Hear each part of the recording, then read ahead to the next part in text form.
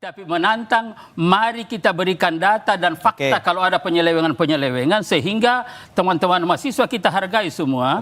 Datanya apa, faktanya apa, tunjukkan kepada pemerintah dan itu menjadi dasar untuk melakukan langkah-langkah lebih lanjut utamanya masalah hukum.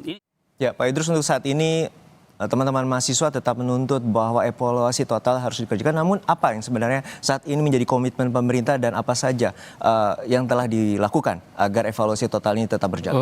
Jadi saya kira memang kalau kita memperhatikan apa yang disampaikan oleh teman-teman mahasiswa, ya secara jujur dari pemerintah sebenarnya utamanya Partai Golkar ya, dan ini arahan dari Pak Bahlil Lahadalia selaku Ketua Umum bahwa kita memberikan apresiasi dan betul-betul kita menghargai masukan-masukan yang ada. Dan oleh karena itu kita betul-betul menjadikan ini sebagai sebuah momentum untuk melakukan evaluasi total terhadap MBG itu sendiri.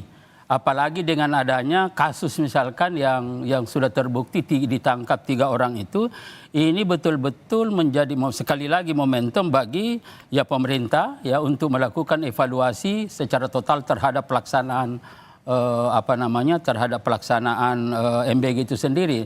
Nah, oleh karena itu saya kira Mas Juno di sini harus kita bedakan bahwa secara konseptual ya apa yang menjadi visi misi Presiden ya Pak Prabowo ini itu adalah sebagai sebuah satu cita-cita yang mulia ya dalam rangka untuk mencapai 4 hal sebenarnya. Nah, nanti ini akan kita lihat dan menjadi bahan bagi kita semua untuk dasar melakukan evaluasi. Yang pertama adalah bagaimana sumber daya manusia kita tingkatkan dan juga di dalamnya di situ ada stunting, dan yang paling pokok lagi adalah bagaimana mendorong pertumbuhan ekonomi lokal. Ya, dan yang terakhir saya kira ini adalah bagaimana membangkitkan semangat kewirausahaan, entrepreneurship di masyarakat itu. Nah, oleh karena itu kalau 4 sasaran ini kita jadikan sebagai dasar untuk mendesain dalam rangka untuk menata kembali bagaimana tata kelola pengelolaan ini saya kira ini akan bagus. Nah, ini nanti akan kita lihat. Dan pemerintah berkomitmen untuk melakukan ini. Ya, berkomitmen untuk melakukan ini dan karena itu saya ingin mengatakan bahwa secara konseptual ya tadi ini Mas Namora, kita tidak berpikir lagi bahwa ini adalah kontrak politik, ini adalah apa, tetapi secara konseptual ini sasarannya luar biasa memang. Tapi temuan dari beberapa elemen masyarakat dan juga koalisi masyarakat sipil dan juga mahasiswa bahwa adanya afiliasi dan kemudian modus seperti korupsi, afiliasi yayasan dan juga adanya pemborosan yang terutama diungkap oleh pemerintah ini terjadi sekian lama. Mengapa baru sekarang dan kemudian evaluasinya baru direspon karena sekarang? Itu kan begini ya Mas Juno ya. Jadi pertama kan sebenarnya kan ada 2 hal kan kalau kita melihat ya. Pertama, respon pemerintah bagaimana proses hukum itu tetap jalan. Dan karena itu tidak hanya berhenti ya Pak Saudara Namora, tidak hanya berhenti pada 3-5 orang itu. Ini mestinya kita dorong betul-betul ini diungkap sedemikian rupa siapapun dan apapun tanpa pandang bulu. Dan sekaligus ini menjadi momentum. Nah, kenapa baru misalkan sekali lagi itu pemerintah selalu menantang, saya ingin Mas Namora bukan menantang dalam arti kita ini tidak, tapi menantang mari kita berikan data dan fakta kalau ada penyelewengan-penyelewengan sehingga teman-teman mahasiswa kita hargai semua. Datanya apa, faktanya apa, tunjukkan kepada pemerintah dan itu menjadi dasar untuk melakukan langkah-langkah lebih lanjut utamanya masalah hukum. Ini satu. Mas Namora, untuk saat ini apa saja temuan dari teman-teman mahasiswa dan juga apa saja yang ditangkap keresahan masyarakat dari teman-teman mahasiswa? Oke, sebelum itu saya ingin merespon beberapa hal. Pertama, terkait dengan dasar dari pemertahanan program MBG. Kedua terkait dengan evaluasi yang mereka lakukan. Pertama, coba mungkin saya tambahkan sedikit dari kata Pak Idrus tadi. Sebenarnya tujuan dari MBG yang ditetapkan oleh Bappenas itu ada 4, ya kan?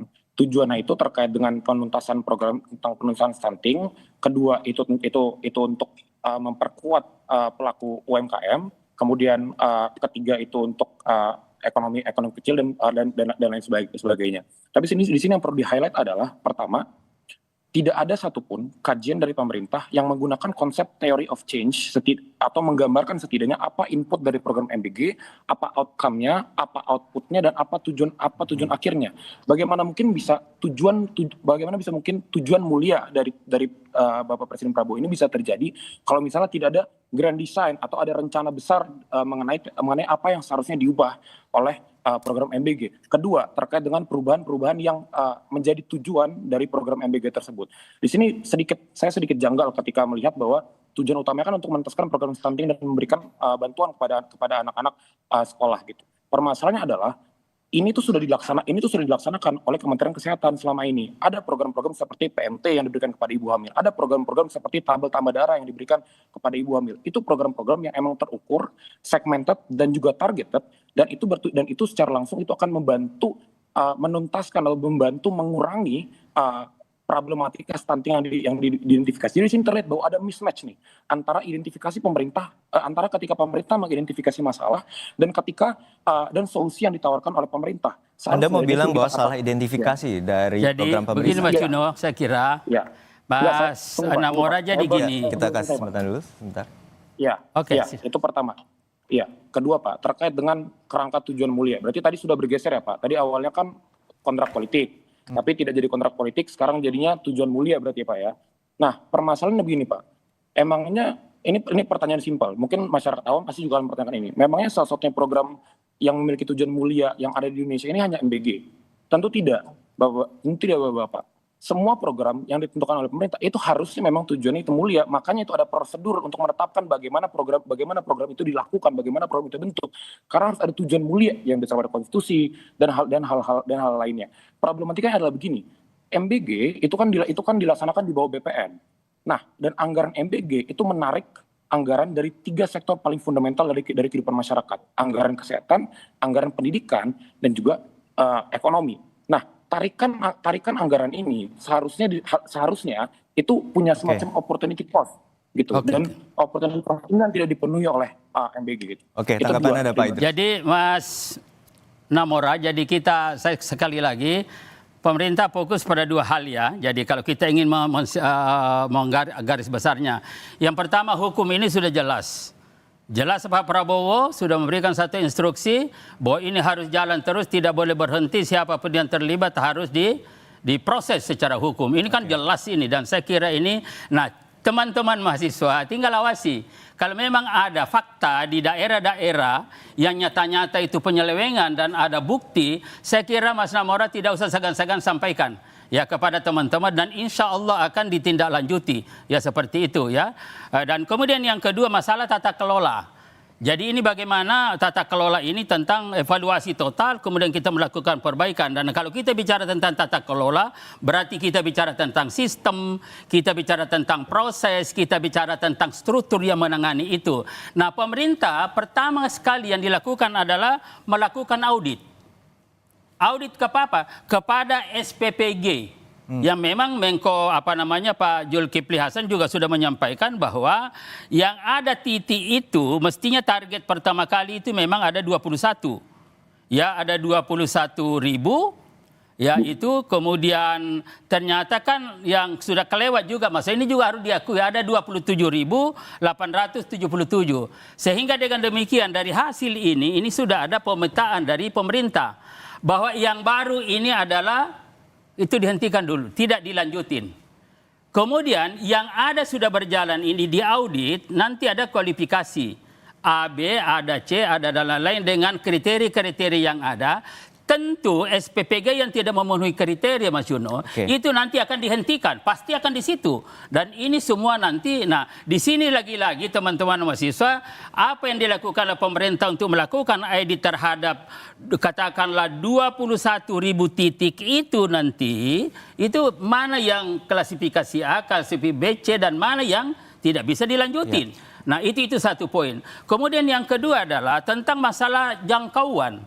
Jadi ini kita memang kan mulai fokus bahwa yang ini kita fokuskan ini nanti adalah masyarakat yang memang perlu peningkatan kesejahteraan, perlu peningkatan itu, dan termasuk daerah-daerah yang jauh gitulah. Namun dalam proses yang tengah ditangkap oleh teman-teman mahasiswa bahwa anggaran saat ini tengah terbatas dan kemudian fokus terhadap pendidikannya menjadi terlupakan. Jadi gini Mas Juno, jadi memang kan ini dari APBN kan kemarin sudah berkurang kan. Jadi dari 335 triliun itu sudah menjadi 268. Nah kemudian juga sudah dari hasil sementara, karena memang itu setiap titik itu kan setiap hari kan 6 juta Mas.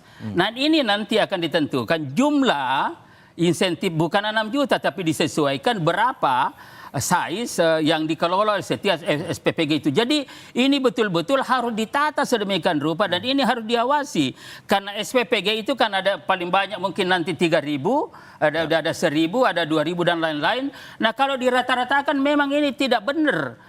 Apalagi juga memang yang kritikan dari teman-teman ada penjualan titi itu berapa titi Mas Nauro, itu kita juga tidak setuju, itu tidak betul. Nah kalau ada misalkan data-data seperti itu, udah silakan masukkan, silakan sampaikan. Saya punya keyakinan ya ini akan ditindaklanjuti dan lain-lain, dan ini sebagai respon. Sekali lagi, respon dari pemerintah terhadap pikiran-pikiran, terhadap aspirasi yang disampaikan oleh teman-teman mahasiswa, lagi-lagi dengan fakta-fakta yang ada, pasti akan ditindaklanjuti. Tentu untuk kasus korupsi kita sama-sama sepakat bahwa kita harus memberantas terutama dalam program MBG. Untuk Mas Namora bahwa pada saat ini ada proses hukum tengah berjalan dan kemudian juga ada moratorium dan juga ada proses di mana pemerintah mengakui adanya pemborosan 1 triliun per bulan. Itu informasi dari Menko Pangan Pak Zulhas. Untuk saat ini seperti apa tuntutan dari mahasiswa, apakah tetap akan menerima atau merespon positif dan juga akan atau tetap melanjutkan demonstrasi? Tuntutan kami masih sama. Sebelum itu saya merasa perlu nge-point out kepada rakyat juga bahwa sepertinya ada salah atau miskonsepsi dari pemerintah. Miskonsepsi bahwa suatu masalah itu harus timbul terlebih dahulu baru dia menjadi suatu masalah. Bahwa suatu masalah itu harus viral terlebih dahulu baru dia harus ditangani oleh pemerintah. Nah, di sini begini Pak dan Mas. Di sini yang tuntutan kami itu berdasarkan pada identifikasi kami mengenai akar masalah dari permasalahan krisis ekonomi yang kita alami sekarang. Gitu. Kita merasa bahwa akar masalahnya itu ada di pemborosan. Kita merasa bahwa pemborosan terbesar itu ada pada 2 program strategis terbesar pemerintahan Presiden Prabowo, yaitu MBG dan juga Koperasi Desa Merah Putih. Nah di sini kita memutuskan bahwa rasa-rasanya kita tidak lagi mempercayai metode penindakan setelah pelanggaran. Kita merasa bahwa ini pelajaran ketika saya belajar di hukum administrasi negara, bahwa selain dari itu ada juga metode-metode pencegahan yang harus dilakukan. Artinya apa? Kita harus mencari akar dari masalahnya, kita harus memotong masalahnya. Maka dari itu tuntutan kami sama. Sedikit lagi mengenai komentar-komentar mengenai ketentuan pidana, ketegasan yang dilakukan oleh kejaksaan dan lain-lainnya. Kami merasa bahwa itu good karena itu kasus korupsi dan kasus korupsi yang besar. Tapi sekarang pertanyaan adalah dari awal pihak-pihak CSO, pihak-pihak akademisi dan juga pihak-pihak mahasiswa itu sudah merekomendasikan bahwa seharusnya materi muatan mengenai MBG ini tidak diletakkan pada peraturan pemerintah. Seharusnya itu diletakkan pada undang-undang karena materi muatan sangat besar dan sewenang. Singkatnya tuntutan mahasiswa untuk saat ini seperti apa? Nah, problemnya gini, sedikit. Problemnya adalah ketika ditetapkan dalam bentuk PP, Perpres atau peraturan-peraturan turunan lainnya, ketentuan pidananya itu nggak bisa ada. Jadi dia itu ini kan kasusnya spesial banget kan karena dia lintas kewenangan dan korupsi dan lain-lain. Nah, harusnya ada ketentuan spesifik yang diatur di dalam undang-undang dan itu juga tidak dilaksanakan. Jadi tuntutan kami tetap sama karena sudah berkali-kali dari awal janji MBG ini dilantunkan dalam Pilpres, kami sudah bilang harusnya begini tidak dilaksanakan. Ketika ada masalah baru akhirnya pemerintah mencoba mengevaluasi. Ya, mungkin statement dari Pak Idrus terakhir terkait dengan statement mahasiswa. Jadi pertama begini, saya kira begini ya, kita setuju semua. Ya masalah penegakan hukum lagi-lagi kuncinya Mas Namora itu adalah fakta data. Karena kita tidak ingin juga memproses seorang tanpa data fakta. Ini kan penting. Jadi tidak bisa juga bahwa setiap ada ini. Kalau ada data faktanya bahwa memang ada penyelewengan dan data dan fakta itulah yang menentukan proses hukum. Nah ini saya kira yang harus ada komitmen kita karena banyak juga kasus-kasus misalkan ya itu data faktanya tetapi kalau bisa saja berbeda menzolimi dan menghukum, mengadili. Nah kita ingin ini dorong bagaimana mengungkap penyelewengan hukum yang ada di dalam pengelolaan MBG ini betul-betul kita dorong berdasarkan pada fakta siapapun. Nah ini satu. Nah kemudian yang kedua tentang tata kelola tadi, ini tadi sudah langkah-langkah yang diambil oleh pemerintah saya kira. Mulai daripada adanya audit terhadap SPPG, kemudian ada moratorium yang sekian ribu itu tidak boleh jalan. Termasuk sasaran 3T? Ya?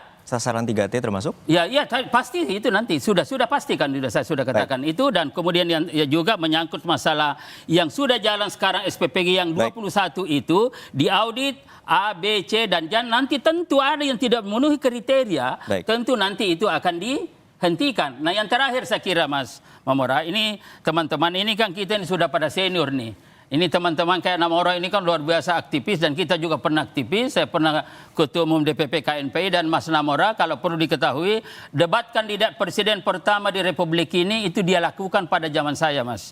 Ya, Namora, itu. Nah, saya ingin katakan bahwa akan lebih bagus kalau ada dialog. Oke, kita dari nantikan teman-teman mahasiswa, tetapi jangan kayak kemarin Mas Namora. Proses dialog akan dilakukan dan kemudian mendengarkan semua pihak dan kemudian evaluasi terkait dengan program strategis nasional termasuk MBG. Baik, terima kasih. Jangan kayak misalkan di UGM. Kebetulan saya S3-nya di UGM, juga nggak enak. Menteri sudah datang mau dialog, malah ada tindakan-tindakan yang saya kira. Itu poin yang nanti kita akan bahas bersama kembali, dan kemudian ini adalah kemudian mahasiswa juga tentu memiliki bagian dari gerakan moral terhadap masyarakat, dan juga pemerintah juga akan mendengarkan, dan proses ini akan terus berjalan. Jadi terima kasih sekali lagi Pak Idrus Marham, Wakil Ketua Bidang Kebijakan Publik Partai Golkar telah bergabung bersama kami di studio Kompas TV, dan juga Mas Namora, Ketua Departemen Kajian Strategis BEM UI telah berbagi informasi bersama kami di Kompas Petang. Sehat selalu.